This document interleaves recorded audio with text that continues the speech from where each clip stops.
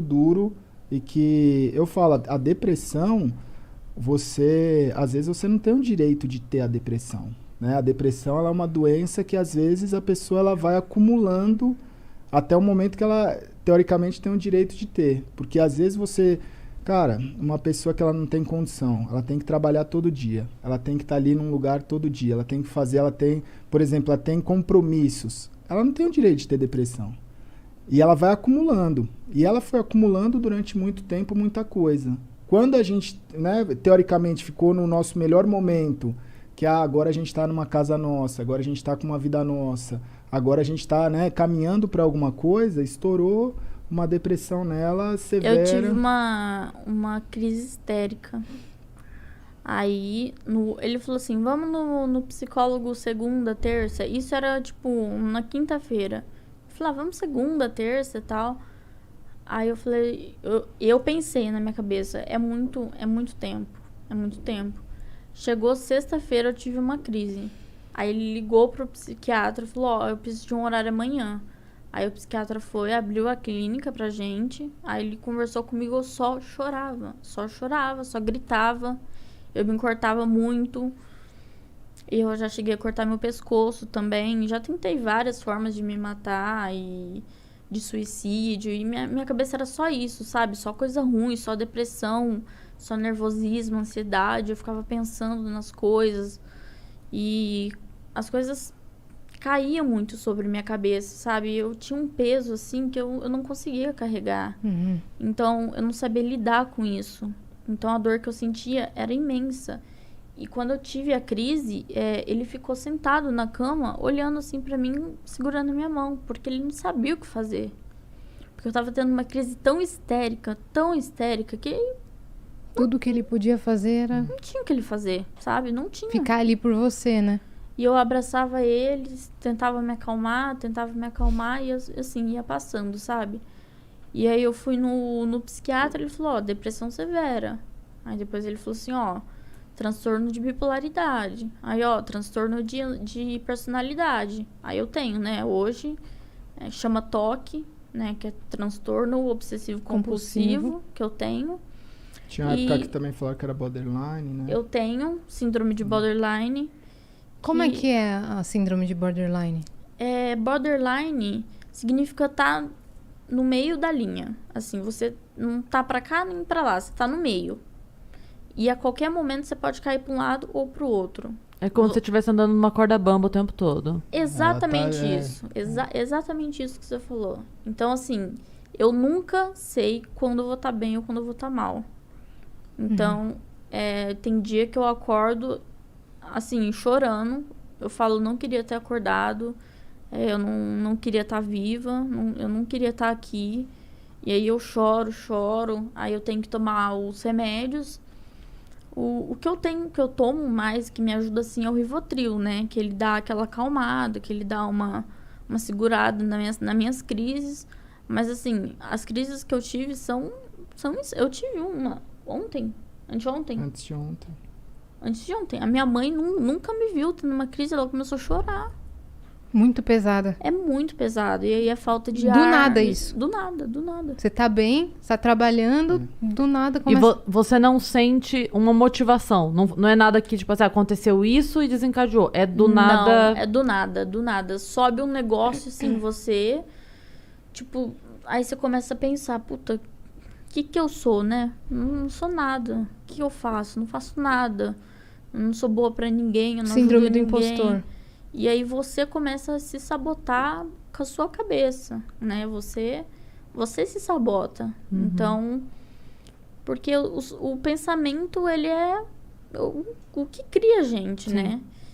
E são os meus pensamentos que E é me sempre... sabotam. O estrago é sempre de dentro pra fora, né? É impressionante. De dentro pra fora. Eu sou a rainha das frases, né? Eu sempre trago alguma frase que eu li, porque eu decoro muito. Eu sou muito assim. Eu tenho várias frases salvas, sabe, no Instagram, quando você vai salvando, assim? Sei. Me ajuda muito. Mas eu vi um outro dia que falava que assim como os navios, o que afunda o navio não é a água que tá fora do navio, é a água que entra no navio. E assim como o que afunda a gente não são os problemas que estão à nossa volta, é o que a gente permite que entre. Então, a hora que a gente deixa alguma coisa entrar na gente, a gente afunda e é de dentro, não tem como. Não é o que tá em volta da gente, né? Em volta pode estar calmaria ou pode estar em enxurrada, não importa muito, importa o dentro. Que nem ele falou, que eles estavam no melhor momento, bom, né? Tinham acabado de se mudar, estavam noivos. Teve um dia que a gente foi no shopping, lá no shopping no Iguatemi. Foi.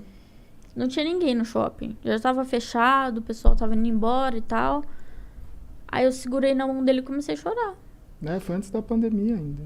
Não tinha eu segurei na mão dele e comecei a chorar. Falou, do nada. Eu falei, eu quero ir embora, eu quero sair daqui. E assim, apertando ele, espremendo ele. Aí no elevador, chorando. Ele falou, você quer falar sobre isso? Eu falei, não quero.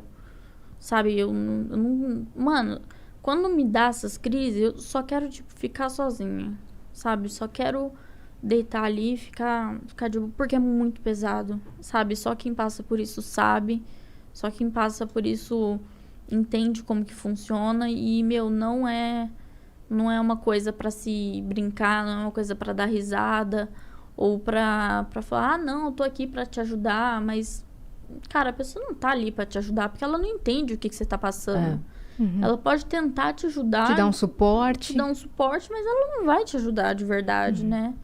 Eu vi uma pessoa falando outro dia que parece que a depressão ela só é levada a sério quando a pessoa se mata, porque até chegar nesse ponto é frescura, né? Até chegar no ponto da pessoa cometer uma loucura, é frescura, não sei o quê. E era uma charge também outro dia explicando da postura que as pessoas têm com a depressão. E aí tava duas amigas conversando, uma falando pra outra assim, mas como é que você tem depressão se a vida é tão boa? Ela falou, como é que você tem asma se tem tanto ar?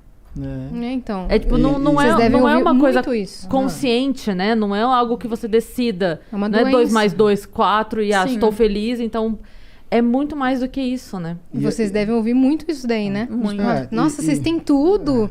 E uma coisa louca, assim, né? Dentro disso é porque eu passei pelo meu processo de depressão.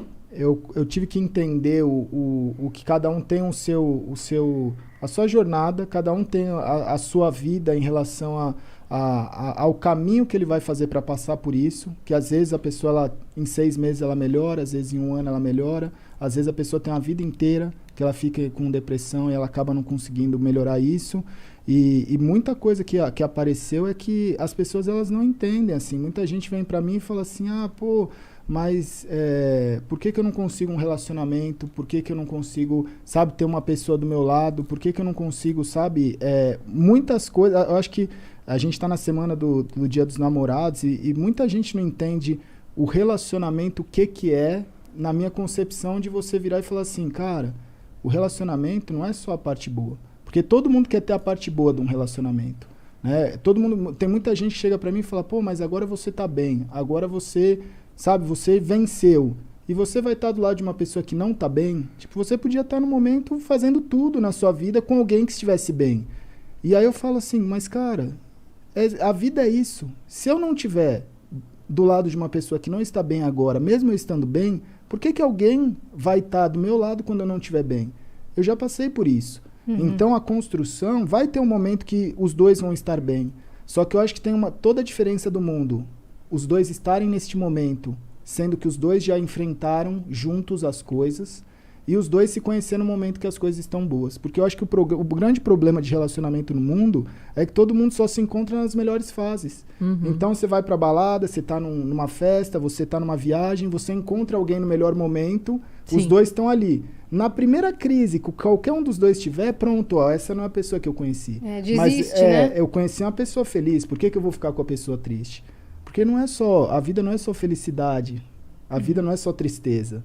Você precisa conseguir conviver e crescer e acrescentar nessas duas fases. É ali que vocês vão aprender juntos, né? Então, eu tive o meu processo também porque é uma barreira, eu acho que todo mundo passa, né?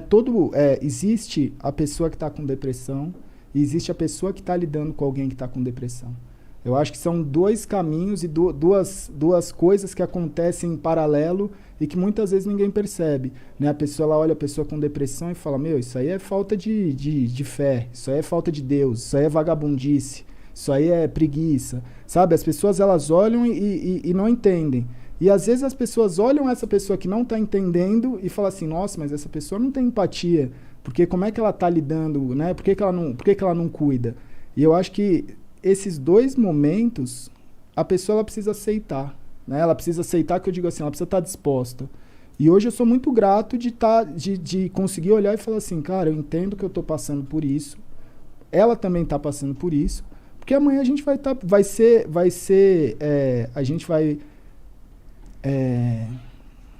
quando você fez algo para receber alguma coisa. Eu prefiro pensar dessa forma, assim, de, tipo, a gente vai merecer estar bem juntos.